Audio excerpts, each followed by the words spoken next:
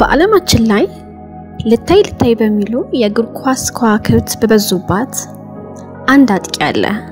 በዝምታው እየተጫወተ በብቃቱ የሚናገር ድራማ የማይፈልግ በእያንዳንዱ እንቅስቃሴው ሩጫ ጎል የራሱን ታሪክ የሚናገር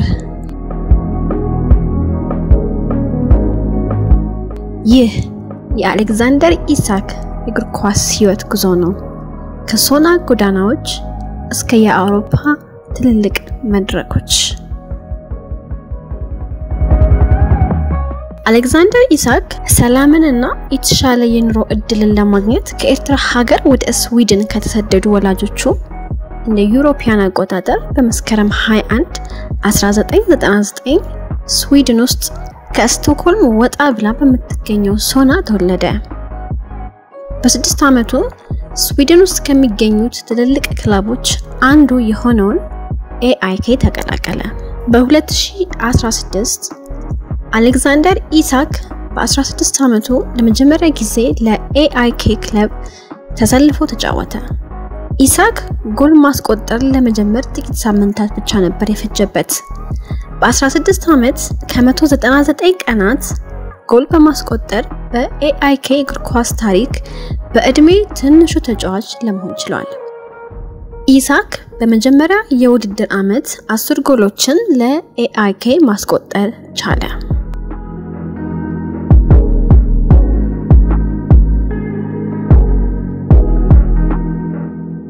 ኢሳክ በጥር 2017 ብዙ ባለተሰጥኦ ተጫዋቾችን በማፍራት የሚታወቀው ቦሩሲያ ዶርትመንድን ተቀላቀለ። በ17 ዓመቱ እንደ ኦባሚያንግ እና ሮይስ አይነት የወቅቱ ኮከብ ተጫዋቾች ጋር የመጫወትን እድል ፈጠረለት። ይሁንና በቡንደስሊጋው ጎልቶ ወጥቶ ተጽዕኖ ለመፍጠር ቀላል አልነበረም። ኢሳክ ተሰጥኦ ቢኖረውም ግን የጨዋታ እድል ለማግኘት አልቻለም። ይሁንና ተስፋ ከመቁረጥ ይልቅ ትዕግስትን መረጠ።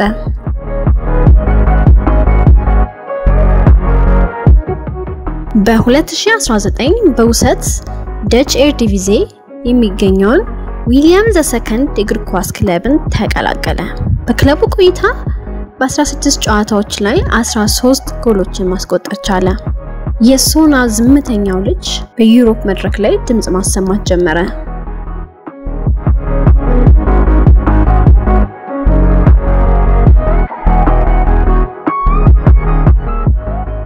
በዛው ዓመት መጨረሻ የስፔን ክለብ ወደ ሆነው ሪያል ሶሲዳድ ተዘዋወረ። የላሊጋው ተስፋ ሰጪ ወጣት አጥቂዎች ውስጥ አንዱ ለመሆን ጊዜ አልፈጀበትም። ኢሳክ በድሪብሊንግ ብቃቱ፣ በተረጋጋ የጎል አጨራረሱ፣ ከኳስ ውጪ ባለው እንቅስቃሴ ሪያል ሶሲዳድ በ2021 ከ3 ዓመት በኋላ የመጀመሪያ የሆነውን የኮፓ ዴላሬ አሸናፊ እንዲሆን ጉልህ አስተዋጽኦ ለማድረግ ችሏል። በሪያል ሶሲዳድ ቆይታው በ105 ጨዋታዎች ላይ 33 ጎሎችን ለማስቆጠር ችሏል።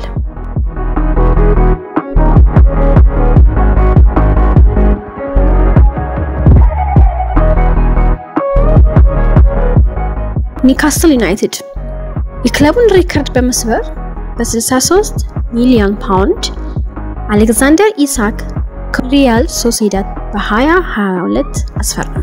ኢሳክ ለመጀመሪያ ጊዜ ከተሰለፈበት ቀን ጀምሮ በፈጣን ማጥቃት፣ በተረጋጋ የጎል አጨራረስ እንዲሁም በምርጥ ብቃትና ችሎታ የኒውካስትል የማጥቃት የልብ ትርታ ለመሆን ቻለ።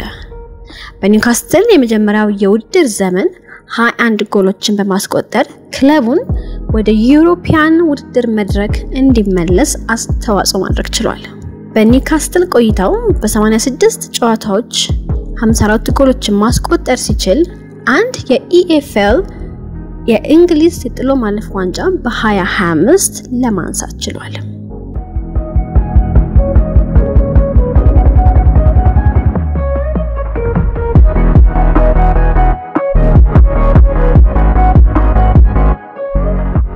በ2025 ሊቨርፑል የብሪቲሽ የዝውውር ሪከርድን በመስበር አሌክዛንደር ኢሳክን በ125 ሚሊዮን ፓውንድ ማስፈረሙን ይፋ አደረገ። የዝውውር የመንግስቴውም ሶስተኛው ውድ ተጫዋች ያደርገዋል። በእንግሊዝ የጥሎ ማለፍ የኢኤፍኤል ካፕ ሊቨርፑል ከሳውዛምፕተን ባደረጉት ጨዋታ የመጀመሪያ ጎሉን ለክለቡ ማስቆጠር ችሏል። በኢንተርናሽናል መድረክ በ2017 ኢሳክ ለመጀመሪያ ጊዜ ለስዊድን በ17 ዓመቱ ተሰልፎ ተጫውቷል። ሀገሩ ስዊድን ለ2020 ዩሮፒያን ቻምፒዮንሺፕ እንድታልፍ ጉልህ ሚና ተጫውቷል። ለስዊድን ዋና ቡድን 55 ጊዜ ተጫውቶ 16 ጎሎችን አስቆጥሯል። ከሶና ጎዳናዎች እስከ አንፊልድ ዝምተኛው መሪ በጨዋታው ከቃላት በላይ የሚናገረው አሌክሳንደር ኢሳክ